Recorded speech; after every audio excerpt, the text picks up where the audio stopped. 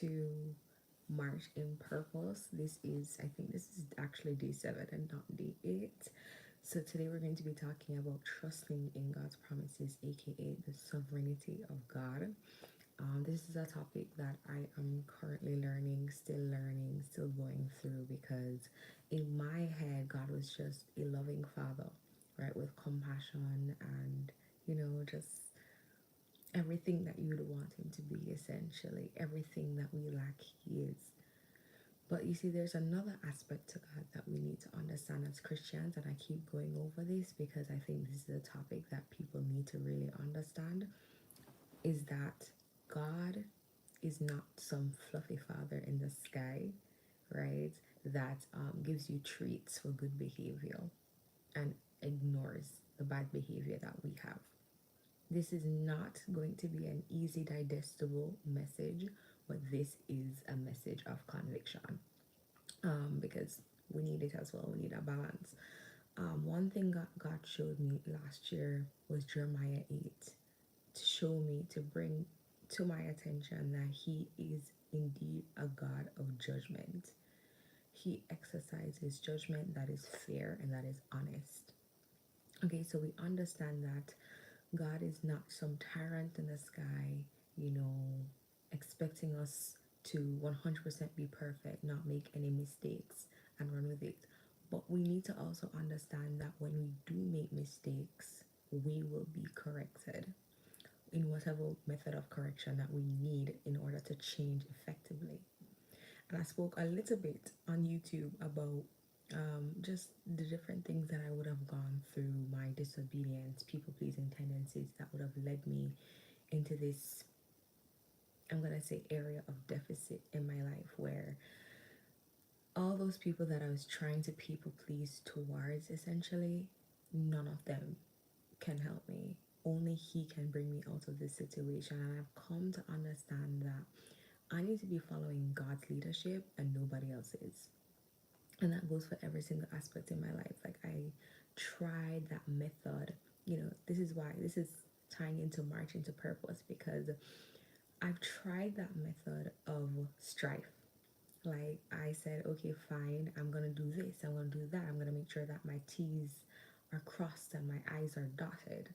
But even upon going the way that society expects us to go, it never worked out. And God had to remind me through that book, Let Me Be a Woman by Elizabeth Elliot, by showing me that the way in which I was going about things was actually not okay. This whole hustle bustle culture and trying to get everything done at a specific time and being perfect and making no mistakes at all, that is not how we're supposed to live as humans. We're not robots. But we're supposed to put ourselves out there, put whatever it is that the Lord had placed on our hearts out there, and trust that He's the one who's going to give us the increase, right? We improve ourselves on a day-to-day basis, right? But we should also set aside time to relax, set aside time to rest. So the messaging of, oh, you're not where you need to be yet, oh, we need to hustle, bustle, bustle, we need to get this done, we need to get that done, that is not biblical. You're running yourself into a ditch.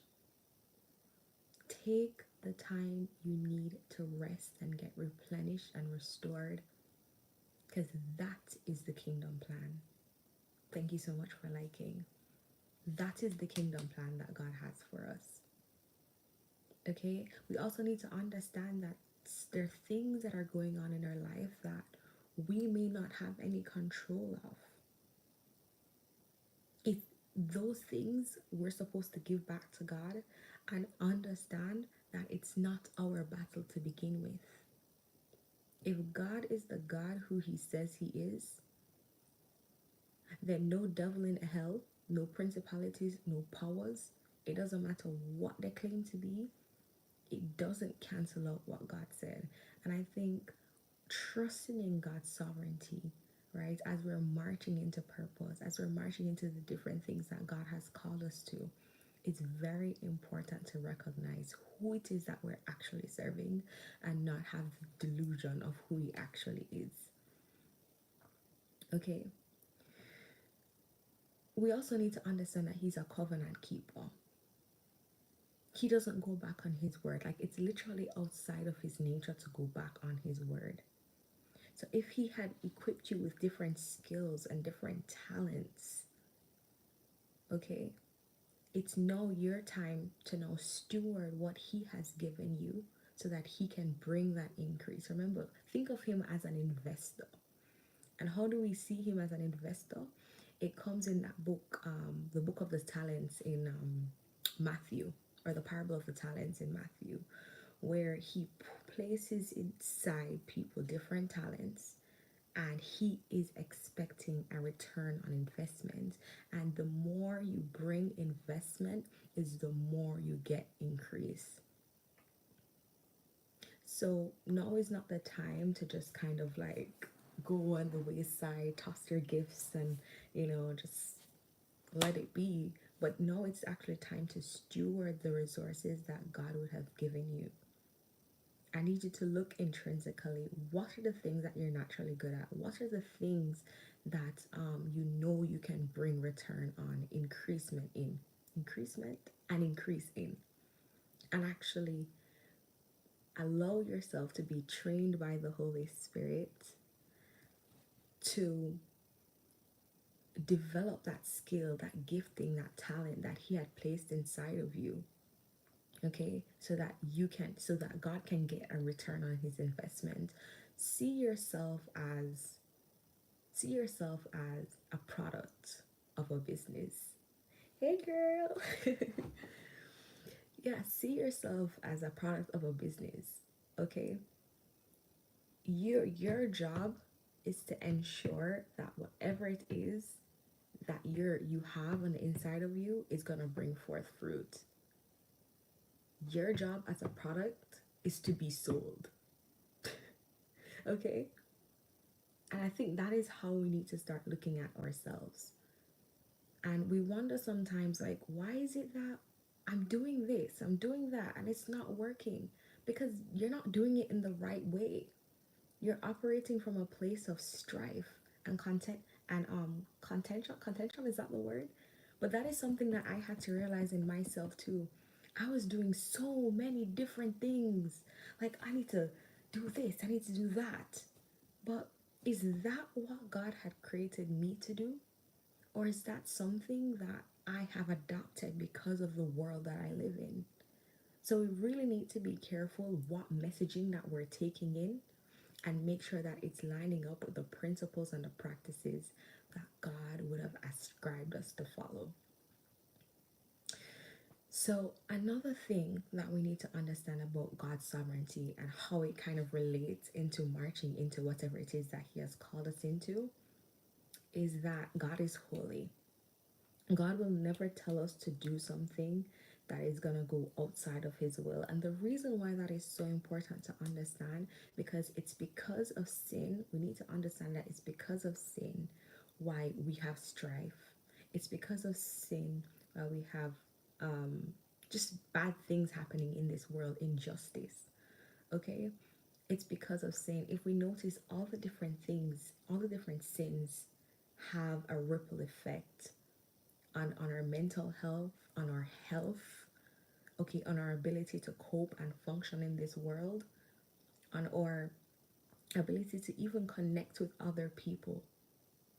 Sin prohibits that. Even, ooh, going deep, I guess, even sexual sin, like that causes us to not have a good relationship with other people. Say we would have wasted our youth on, like, different people, right? When it's time to now have a relationship with the right person, what would happen is, because you would have connected yourself with so many different people, when it's that time now to settle down, it's hard to trust.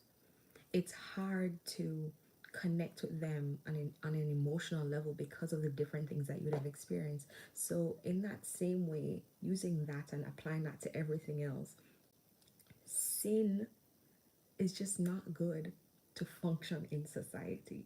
So once we understand that, okay, God is caring, so He would have set up these laws for us to follow, and He's holy, we should start living our lives holy because we understand who He is and who we're serving.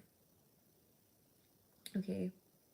And if you're having problems, I just felt the need to say this. If you're having problems in overcoming sin, because this will prohibit your purpose, if you're having a problem in sin, literally go back to the Lord and ask Him to help you. Because remember, this is not our battle, it's His battle. This this has always been His battle. So we need to rest assured that God is going to do what He says He's going to do, and we actually have to put ourselves in position to receive what it is that He has called us to. And that's another thing. I thought that I needed to make things happen. I needed to do this. I needed to do that because that is what the world teaches us, that we're in a meritocracy. What you put in is what you get out. Well, yeah, that's only a part to play in it.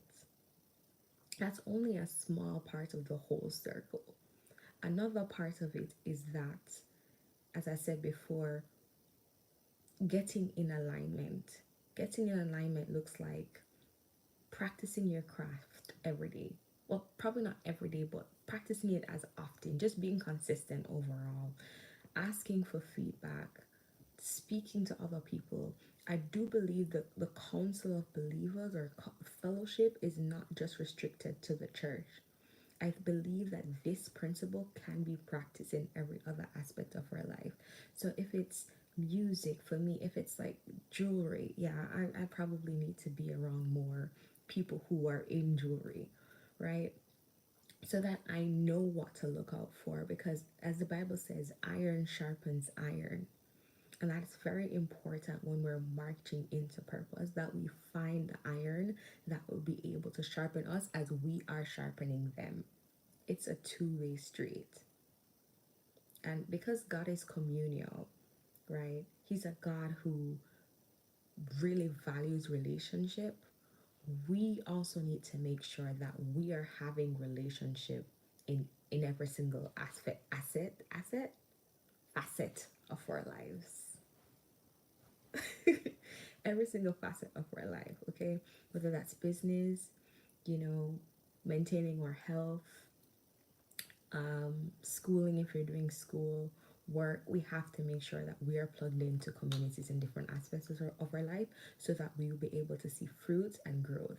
One thing that God showed me recently is a lot of people, including myself at one point, is that because we're not properly connected and plugged in, we are not seeing fruit. We are not, so that harvest that is promised to us, we're not seeing it because we're not able to get the right advice. We're not able to go out there and do what it is that we're supposed to do because we're simply not plugged in. That sharpening of an iron, it's not happening. And that's why we feel stuck. That's why we feel like we're plummeting, because as I said, the resources and all of that that we're supposed to be getting from community as well as putting in, it's not happening. So in this time period, let us know that we need to follow the biblical principles in order to kind of just like, propel into destiny. Let's not do things like the world tells us to do. Let's not, you know, go after things without resting. Let's not go after things without, consulting God first. But let's put His rules, put everything that He had orchestrated us to do before what we are doing, so that we can really see the fruit of our labor. Yeah, I think that's it. Yeah, I'm not getting any more. So that is it. Thank you so much for joining me today. And I will see you on Wednesday at 5 a.m. to march into purpose. Thank you for coming on.